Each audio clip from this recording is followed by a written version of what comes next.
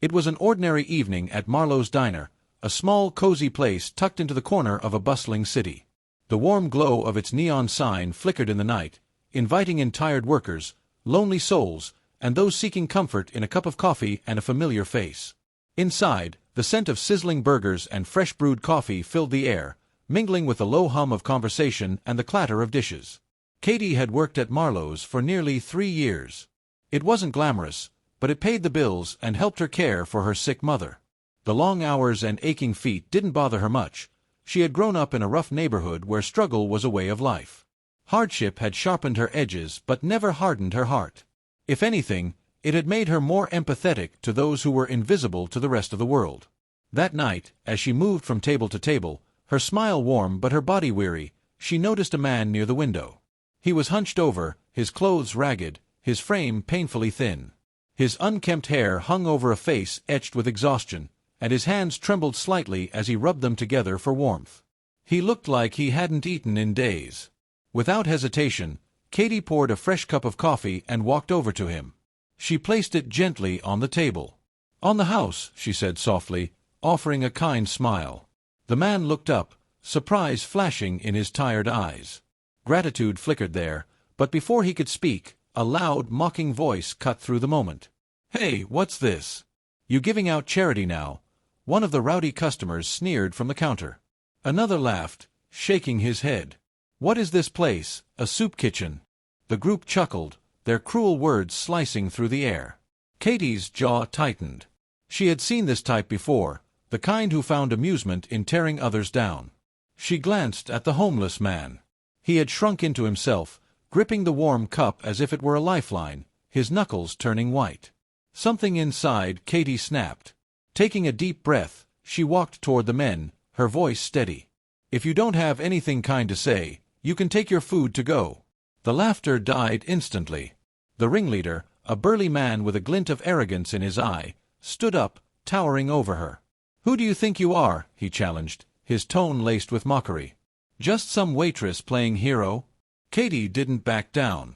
She met his gaze without flinching. "I'm someone who knows how to treat people with respect," she said firmly. "If you can't do the same, then you're not welcome here." For a long moment, silence filled the diner. The tension crackled like a live wire. Then, with a muttered curse, the man threw some bills onto the counter and stormed out, his friends trailing behind him. Katie exhaled, her heart pounding, but she didn't regret a thing. She turned back to the homeless man and offered him another reassuring smile. "Don't mind them," she said gently. "Some people just don't know any better." His eyes shone with unshed tears. "Thank you," he whispered. "You didn't have to do that." She shrugged. "Everyone deserves a little kindness." As the diner slowly emptied for the night, Katie brought him a sandwich, insisting he eat something more substantial than just coffee. He hesitated at first, pride warring with hunger, but eventually, hunger won. Between small bites, he told her his name, Jack. His voice was quiet, carrying the weight of years of misfortune. He had lost his job, then his home, and somewhere along the way, hope had slipped through his fingers like sand. Katie listened, each word tightening the grip of sympathy around her heart. She had seen homeless people come and go, but something about Jack struck a deeper chord. He wasn't just another face in the crowd. There was a quiet dignity about him, an unspoken sorrow that clung to him like a shadow. Just as the night seemed to settle, the diner door swung open. 2 men in dark suits stepped inside. Their crisp, tailored clothes and polished shoes were starkly out of place in the humble diner. They moved with quiet authority, scanning the room with keen eyes before their gaze landed on Jack. Katie felt a strange chill ripple down her spine. The atmosphere shifted. Conversations hushed. Even the air felt heavier. One of the men stepped forward, his voice low, measured. "Mr. Jack Morrison." Jack froze, his face paling. He opened his mouth, then closed it again, as if struggling to find the right words. I don't know what you're talking about," he stammered. The second man took a step closer, his tone calm but firm. "We've been looking for you for a long time." Katie's pulse quickened. Who were these men? And why were they searching for Jack? Before Jack could respond, the first man reached into his pocket and pulled out a sleek, black envelope. He placed it on the table with deliberate precision. "This is for you," he said, his gaze steady. "It's time." Jack stared at the envelope, his hands trembling. He didn't touch it. Didn't say a word.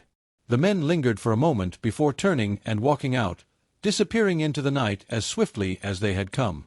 A heavy silence remained. Jack sat motionless, his eyes locked onto the envelope as if it held the weight of the world. Katy watched him, concern and curiosity twisting inside her. She had no idea what had just happened. But she knew one thing for certain. Jack's life was about to change. And so was hers.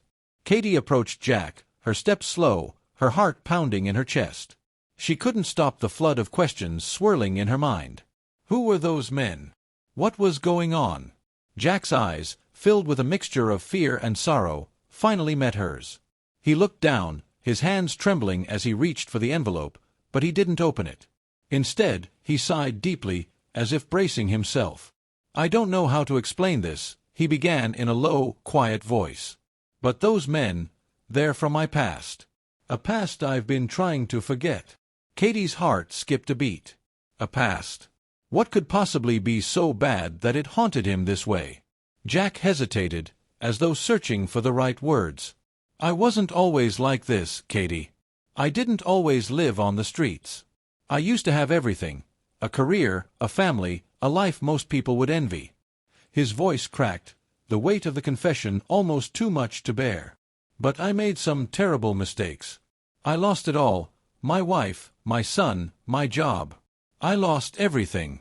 And I've been running from my past ever since, trying to hide from the consequences of what I've done." Katy stood still, her breath catching in her throat. She had assumed Jack's life had been a series of unfortunate events, but the truth was far more tragic. Jack wasn't just a homeless man. He was a man burdened with the heavy weight of guilt and regret. "Those men," Jack continued, his voice thick with regret, "they've come to take me back. Back to face the people I betrayed. I don't know what they want, but I'm afraid it won't be good." Katy felt an overwhelming surge of sympathy for him. He wasn't just a victim of his circumstances. He was someone who had once stood at the top, only to lose it all. And now, the past was coming for him. "You don't have to face this alone," she said softly, her hand resting gently on his. "Whatever it is, I'll help you." Jack shook his head, his face filled with sorrow. "Katy, you don't understand. This is bigger than both of us. Those men, they have power. They can ruin lives. They've already ruined mine." Before Katy could respond, the door to the diner opened once again, and this time it wasn't the men in suits from before.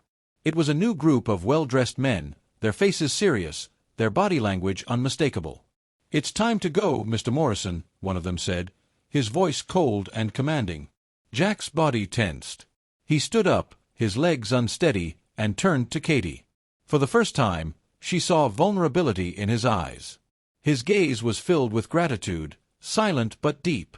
"Thank you," he whispered, his voice barely audible. "For everything." Katy's chest tightened, but before she could say anything, the men in suits were already ushering Jack out of the diner. She watched, helpless, as he was escorted into the night, her mind racing with questions she didn't have answers to. Who was Jack Morrison?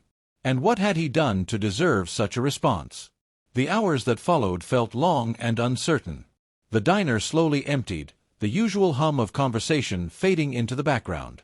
Katy sat at the counter, her mind swirling with everything she had learned about Jack.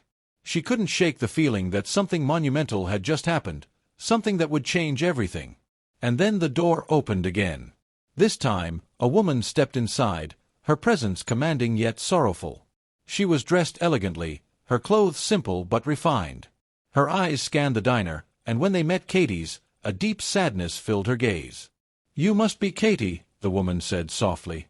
Katy nodded, unsure of what to say. The woman took a deep breath, her face lined with years of worry. "I'm Jack's sister." Katy's eyes widened in shock. "His sister?" The woman nodded, a faint sorrowful smile tugging at her lips. "He never mentioned me, did he?" Katy shook her head. "No, he didn't." The woman's expression softened. "He's been running from our family for years. We've been searching for him, trying to bring him back, but he's always stayed one step ahead. Until tonight. Katy felt a pang of guilt in her chest. She never knew. You couldn't have known, the woman said, as if reading her thoughts. Jack's been through a lot. He made some mistakes, big ones, but he's not a bad man.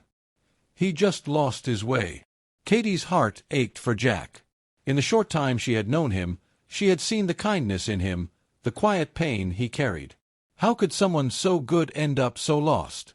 What's going to happen to him now? Katy asked, her voice small, filled with concern. The woman's expression softened. We're going to help him. Our family has the resources to get him back on his feet, to give him the support he needs. It won't be easy, but he's not alone anymore. A sense of relief washed over Katy. Jack wasn't lost forever. He had family who cared about him, who were willing to help him rebuild his life. The woman reached into her purse and handed Katy a small envelope. Jack wanted me to give this to you. It's a letter. Katy's hands trembled as she took the envelope, the weight of it heavy in her palms.